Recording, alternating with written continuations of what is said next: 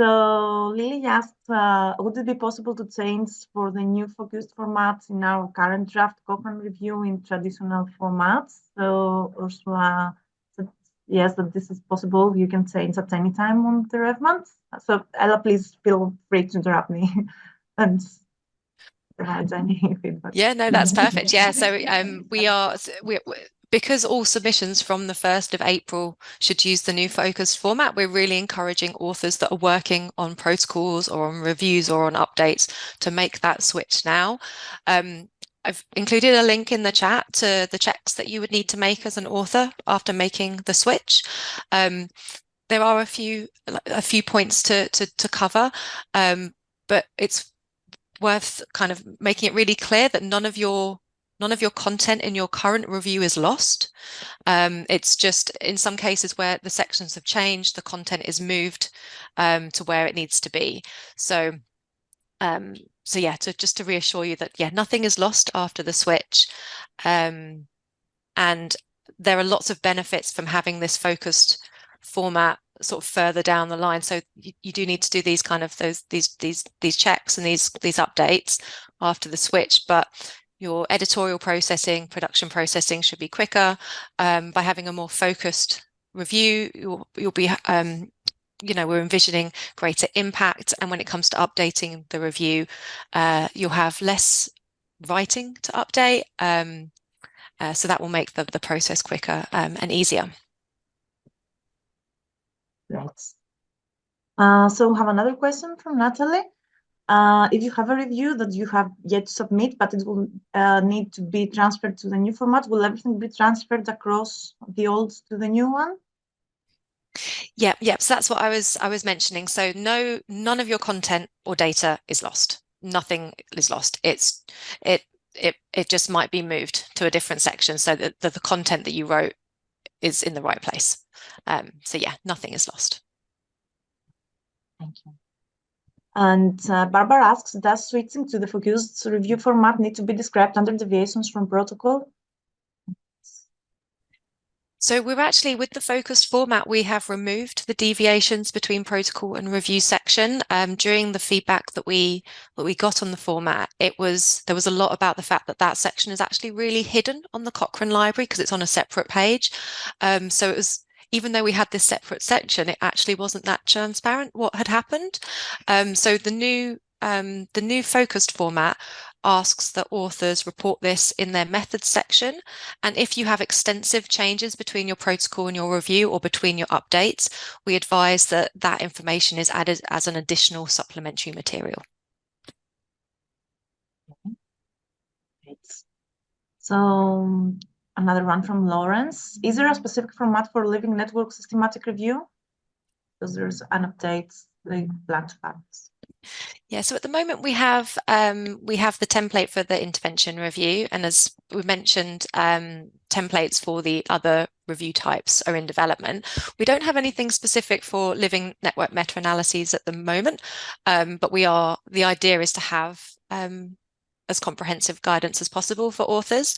It's worth noting that some of the changes, particularly with study-centric data, should facilitate living reviews. So the ability to import new extracted data into RevMan should help with that. And with a more focused review format with less text and more focused, concise reporting, there'll be less text for you to revisit and update with each of your living iterations of your review as well. So we don't have a specific template for living reviews, but the changes that have come into place should facilitate living reviews.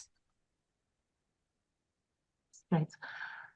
So Mai asks, does the new format apply for an upcoming updated Cochrane review? And I think we have already covered that. So yes. Yeah. Stephanie asks, would you be able to sort the link for the web page? So for the focused review template, and Ursula has already posted that link. And all the resources for the study subject data and review criteria guidance, Ella has already posted that on chat. So Natalie asks then for the manageable scope, does this mean you should reduce outcomes if your protocol has a large number of outcomes, or should you maintain what you said in the original protocol? Rachel, do you want to, you're on mute? Yeah, should I take that one? Okay. I think what we're saying is that we very much advise authors to kind of limit the number of outcomes you measure, because just again to make the review to a manageable kind of scope, and we very much advise you to focus on the 7 outcomes that we ask you to include in your summary of findings table. Hopefully, as you know, we only ask that you put 7 outcomes in your summary of findings table. I think in an ideal world, you would only have 7 outcomes in your review. Having said that, it's not, that's not mandatory. You don't have to stick to 7 outcomes. But I guess just think very carefully if you feel you need to go beyond 7 outcomes. Do you really need to have more than that? And we encourage authors to very, very much focus on the outcomes that are important to patients and to clinicians. What do users of your review really need to know? And don't think about what outcomes kind of might be measured in the literature. Think about what outcomes are important. So having said all that, if you've got a protocol with lots of different outcomes in, I wouldn't necessarily advise you to just cut them out at this stage. It's important not to make, changes to your protocol if you can possibly help it. But just as a general principle, the fewer the better. Thank you. And then Barbara asks if Cochrane reviews are registered automatically, or is there a need to register them in Prosper, for example?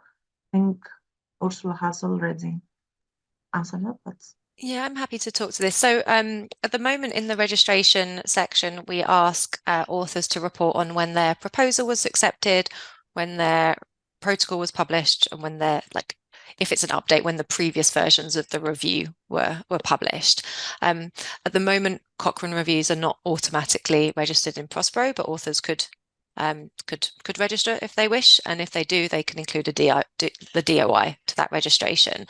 But that extra step for an author isn't mandatory, so it's up to an author to make that decision as to whether or not they want to.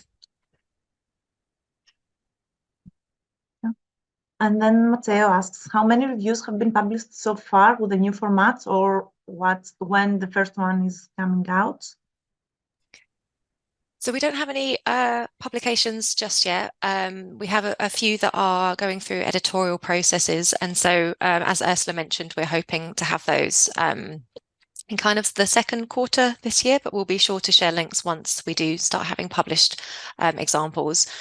We do, in the interim of having these published examples, we created a prototype. So it's a real Cochrane review that we have switched to the focused format and also applied study-centric data to. So you can see that example either as a RevMan file. You can open it as a practice review and have a look at how it looks in RevMan, or you can also see it as a PDF example of what it would look like on the library. And thank you. And we have another question regarding the previous one about the number of outcomes. So Stephanie says that 7 outcomes isn't a lot when you consider looking across efficacy, safety, and quality of life outcome types, plus potential economic evidence as well. How do you recommend this is managed? Should we try and register multiple separate Cochrane reviews? For example, clinical versus non-clinical evidence? Yeah, thanks, Stephanie. As I said, the 7 outcomes isn't a hard and fast rule. And I think if you are planning a review when you want to look at efficacy and safety and perhaps health-related quality of life, and you also want to look at economic evidence, I would say that would be a good case to kind of stretch your 7 outcomes a little bit and have more than 7. So yeah, I would say that would probably be a good reason why you might want to have more than 7. But do bear in mind that you will only be able to include 7 in your summary of findings tables. So you will need to think about what the key ones are, for those. Thank you, Rachel. And I think I missed a question before from Juan Erviti. So Juan asks about the review process, if this is publicly available. So I wasn't quite sure. So when I was responding to them in the chat, I wasn't quite sure what this related to. Was it the development of reviews or the editorial process for reviews? Because we do have information about how to develop a Cochrane review and all of the guidance for authors, and the author guidelines as well touch on the process within editorial peer review and production. But happy to answer if you could. Happy to answer if there's a specific point, like a specific question in there. So if Juan, you can write in the chat if there is anything additional, anything specific that the question is referred to. Thank you, Ella. We have another question. Does the new format apply to non-Cochrane reviews as well? So the format will be the standard format in RevMan. If you're using RevMan and you're using the intervention review in RevMan. RevMan also has a flexible review type where you can, if you're doing a non-Cochrane review, you can put whichever headings that you would like in there. So it's available, but yeah, non-Cochrane reviews don't need to use it. Thank you. And Juan answered that it means the editorial process regarding the previous question. So I do believe we have some information about the editorial process on our, Ursula is already on there. She has shared the link that has more details on editorial process. It's now shared in the chat.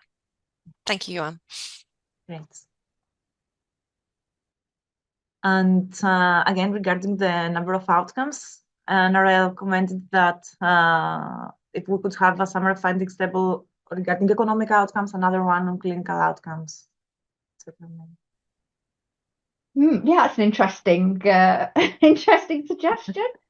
I'm not sure about that. Narelle, let me have a think about that, and I will get back to you on that one. That's an interesting suggestion. Thank you.